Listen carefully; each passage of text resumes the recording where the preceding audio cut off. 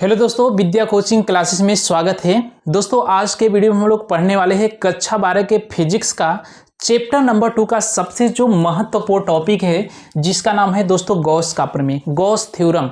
यानी कि दोस्तों यह जो टॉपिक है एग्जाम में बार बार पूछा जाता है, इसलिए मोस्ट इंपॉर्टेंट है एग्जाम की दृष्टि से। और दोस्तों ये वीडियो नंबर भाग 3 है चैप्टर नंबर 2 का। तो आइए दोस्तों स्टार्ट करते हैं गॉस का प्रमेय क्या होता है। तो दोस्तों आइए समझते हैं पहले गॉस का नियम क्या होता है।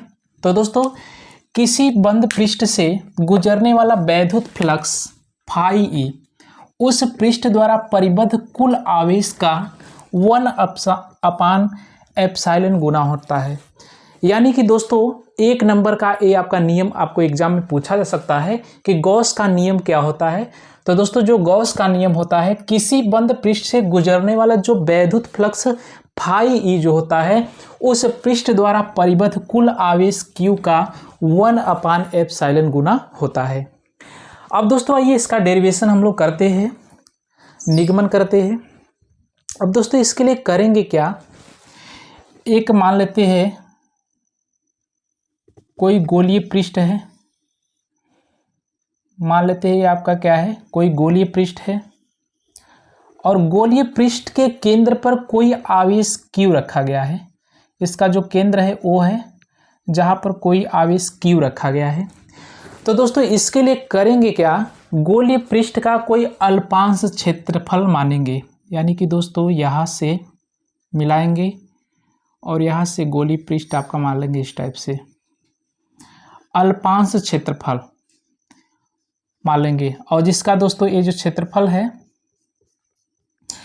अल्पांश क्षेत्रफल dA है। अब दोस्तों किसी गोलीय पृष्ठ के द्वारा केंद्र पर जो बनाया गया कोण होता है उसी को घन कोण कहा जाता है। तो गोलीय पृष्ठ हो गया, इसके कारण जो केंद्र पर बनाया गया कोण होता है इसी को दोस्तों घन कोण कहते हैं। तो आपका d ओमेगा हो जाएगा। घन कोण को दिखाते हैं ओमेगा से, लेकिन अल्पांश क्षेत्रफल dA के कारण उसके केंद्र पर जो बनाया गया कोण होगा d ओमेगा से हम लोग दिखाएंगे। और दोस्तों इसका त्रिज्या मान लेते हैं क्या है, स्मॉल r है।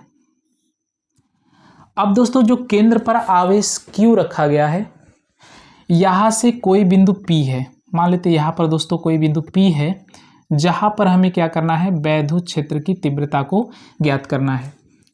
तो दोस्तों वैद्युत क्षेत्र की जो तीव्रता होती है प्लस आवेश से दूर की तरफ होती है और माइनस आवेश से अंदर की तरफ होती है।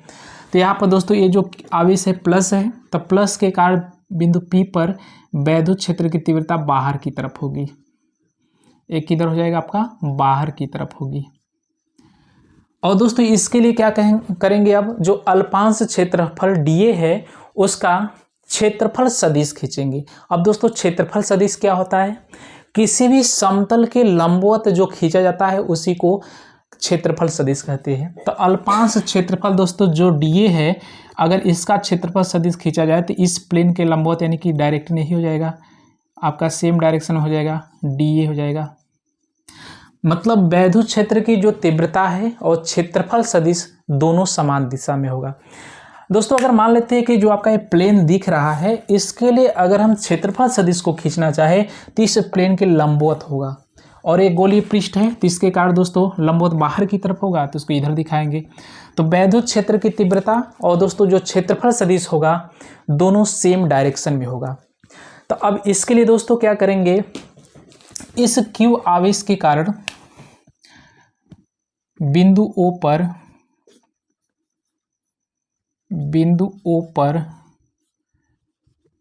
Q आवेश के कारण बिंदु P पर वैद्युत क्षेत्र की तीव्रता, वैद्युत क्षेत्र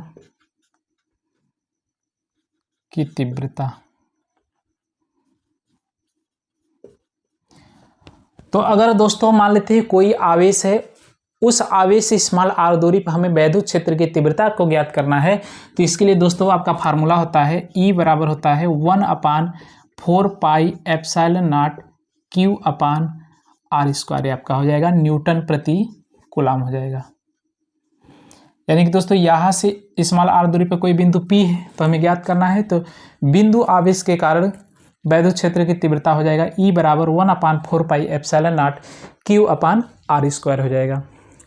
अब दोस्तों करेंगे क्या, अल्पांश क्षेत्रफल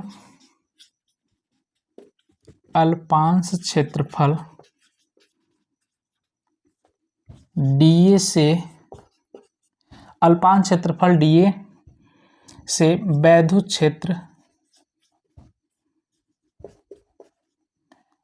क्षेत्र E से होकर गुजरने वाला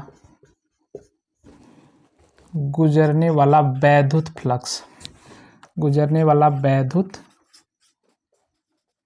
फ्लक्स। तो दोस्तों इसका दिखाएंगे डी फाई दिखाएंगे। तो डी फाई बराबर दोस्तों होता है vector E dot D A.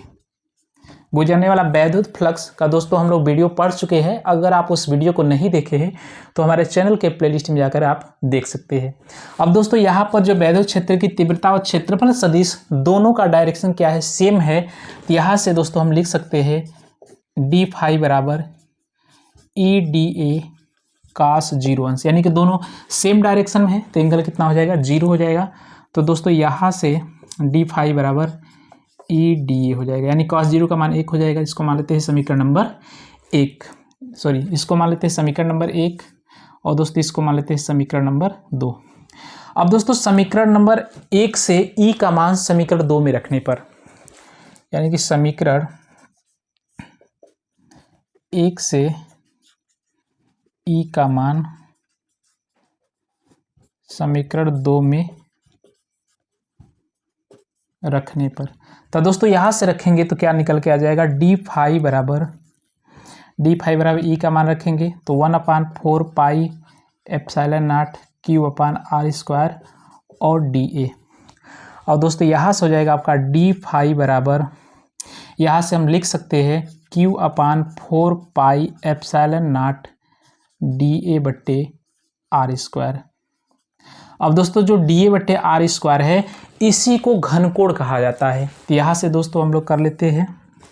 तो डी फाई बराबर यहाँ से हो जाएगा आपका Q/4 पाई एप्सिलॉन नॉट और डी ओमेगा, यानी कि दोस्तों अल्पांश क्षेत्रफल DA के द्वारा, गोलीय पृष्ठ अल्पांश क्षेत्रफल DA के द्वारा उसके केंद्र पर जो बनाया गया कोण होता है उसी को घनकोण कहते हैं। और जो घनकोण बराबर दोस्तों होता है DA/r²। तो यहाँ से दोस्तों डी ओमेगा बराबर लिख सकते हैं DA/r²। एक घनकोण का आपका सूत्र हो जाएगा। तब दोस्तों यहाँ से अब क्या करेंगे, संपूर्ण गॉसियन पृष्ठ, यानी कि दोस्तों संपूर्ण गोलीय पृष्ठ से गुजरने वाला वैद्युत फ्लक्स, संपूर्ण गोलीय पृष्ठ से गुजरने वाला वैद्युत फ्लक्स।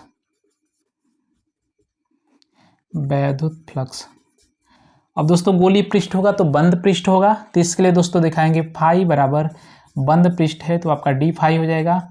और यहाँ से दोस्तों इसको बाहर कर लेते हैं Q/4 पाई एप्सिलॉन नॉट और इसके स्थान पर बंद पृष्ठ डी ओमेगा। और दोस्तों संपूर्ण गोलीय पृष्ठ के द्वारा केंद्र पर जो बनाया गया कोण होता है 4 पाई होता है, याद रखिएगा। तो यहाँ से दोस्तों फाई बराबर हो जाएगा Q/4 पाई एप्सिलॉन नॉट और इसके स्थान पर दोस्तों क्या हो जाएगा 4 पाई, और 4 पाई से 4 पाई क्या हो जाएगा, कट जाएगा। तो दोस्तों यहाँ से फाई बराबर Q/एप्सिलॉन नॉट, इसी को दोस्तों हम लोग लिख सकते हैं फाई बराबर, अब दोस्तों फाई इसको किससे रिप्रेजेंट करते हैं, फाई ई से दिखाते हैं। तो यहाँ से फाई ई लिख सकते हैं। तो फाई ई बराबर हो जाएगा, यहाँ से दोस्तों दिखा सकते हैं फाई ई बराबर Q/1/एप्सिलॉन नॉट। अब दोस्तों यहाँ से लिख सकते हैं चूंकि डी ओमेगा बराबर क्या है दोस्तों 4 पाई है। तो यही आपका दोस्तों क्या था, गॉस का प्रमेय था। आई होप कि आपको इस समझ में आ गया होगा। तो इसके लिए दोस्तों करेंगे क्या, एक बार फिर से रिकॉल कर लेते हैं। किसी बंद पृष्ठ से गुजरने वाला जो वैद्युत फ्लक्स फाई ई होता है उस पृष्ठ द्वारा परिबद्ध कुल आवेश Q का 1/एप्सिलॉन नॉट गुना होता है। तो इसके लिए दोस्तों क्या करेंगे, गोलीय पृष्ठ लेंगे, गोलीय पृष्ठ के केंद्र पर कोई आवेश Q लेंगे और इसके कारण कोई अल्पांश क्षेत्रफल मतलब सूक्ष्म क्षेत्रफल डी ए लेंगे। उसके कारण इसके गोलीय पृष्ठ के केंद्र पर जो कोण बनाएगा उसी को घन कोण कहते हैं, तो डी ओमेगा। और बिंदु P पर हमें ज्ञात करना है वैद्युत क्षेत्र की तीव्रता, तो इस आवेश कारण बाहर की तरफ होगा। और दोस्तों क्षेत्रफल सदिश भी खींचेंगे तो बाहर की तरफ। तो यहाँ से बिंदु O पर Q आवेश के कारण बिंदु P पर वैद्युत क्षेत्र की तीव्रता, बिंदु आवेश के कारण दोस्तों जो होता है E बराबर 1/4πε0 Q/r², और इसका मात्रक होता है न्यूटन प्रति कूलम। अब दोस्तों इसके बाद क्या करेंगे, अल्पांश क्षेत्रफल डीए से वैद्युत क्षेत्र ई से होकर गुजरने वाला वैद्युत फ्लक्स जो डी फाई ही हो जाएगा, vector E dot D A. अब दोस्तों डीए और वेक्टर डीए और ई सेम डायरेक्शन में है तो उसके बीच का एंगल 0 डिग्री होगा, तो डी फाई बराबर ई डी ए हो जाएगा। अब ई का मान समीकरण 2 में रखेंगे, समीकरण 1 से यहाँ से हल करेंगे तो दोस्तों ये आपका निकल के आ जाएगा फाई ई बराबर क्यू इंटू 1/ε0। आई होप कि आपको वीडियो समझ में आया होगा, तो जल्दी से स्क्रीनशॉट ले लीजिए। और दोस्तों गॉस के प्रमेय के अनुप्रयोग को हम लोग नेक्स्ट वीडियो में पढ़ेंगे। और दोस्तों इसी तरह के वीडियो को पाने के लिए हमारे चैनल को लाइक, सब्सक्राइब, शेयर जरूर कीजिएगा। फिर मिलते हैं नेक्स्ट वीडियो में नेक्स्ट टॉपिक को लेकर के, तब तक के लिए धन्यवाद।